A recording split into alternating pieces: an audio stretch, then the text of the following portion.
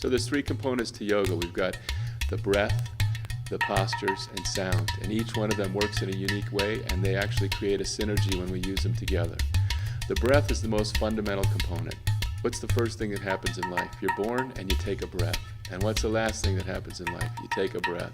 And one of the things that we forget sometimes is how to breathe in a normal fashion. The breath is the key. So one of the key things that we want to teach in this process is just how to control our breathing. Because ultimately in yoga, if you can control your breath, you can control your emotions, you can control your mind. If you watch people when they fight or they're upset, the first thing that stops is they breathe shallow, or they even stop breathing, they'll hold their breath. And then when people begin to reach resolution, you'll see them go like this. If you're arguing with somebody and they do that, you know they're beginning the process of de-stressing, of taking back control of their own breath, of helping the energy to move smoothly. They're not holding it anymore, they're releasing it. And that's part of this process. Because breath is the life source. We are breathing, we are alive. We don't breathe, stop breathing, we are dead. The breath is the life source of everybody. Then we begin to combine breath with postures. And the capacity of the postures is the beginning of strengthening our nervous system in a new way. We all know the importance of stretching. Why? Because it starts to strengthen and lengthen our muscles and our nervous system and give us the capacity to endure stress. In the ancient instructions for yoga, the term asana has been translated as posture, but literally, it's actually closer to attitude. And our posture, the way we hold our skeletal and our muscular frame, determines our attitude and our approach to everything that we do in our life. In Kundalini Yoga, we have many various postures that we teach that help us keep the spine straight, so that even as we age, we maintain a youthfulness, we maintain our health, we maintain a radiance, because the energy flows freely up and down our spine.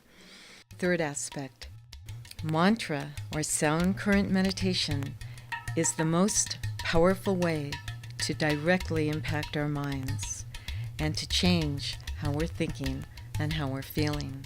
And many first responders already utilize this technique when they're encouraging people to stay calm. And they keep repeating it, to give them a mantra of something that they can hook onto. Constant chanting of that reinforced positive thinking, and the chanting slowly, whatever the negativity through the day from the environment, physical, our colleagues, our work, it just kind of starts cleaning itself out. Because meditation, again, it's the same thing. Meditation, it calms you down. And it helps your mind and body to relax. We don't know how to relax our body, and relaxing the mind is the most difficult thing.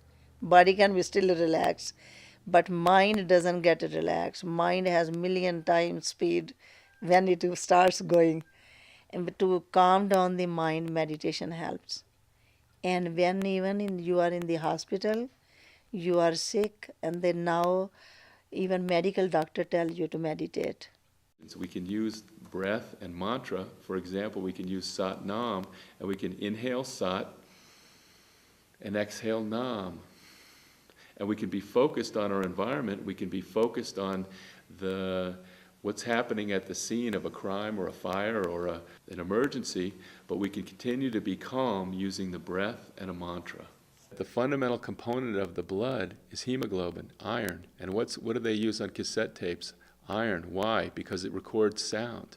And if you begin to use a mantra and sound in the breath, and the blood is circulating, and it has iron in it, it has the capacity to store information. And when they go in crisis, the person totally is relating to them. The first responder becomes like God-like sent to those people.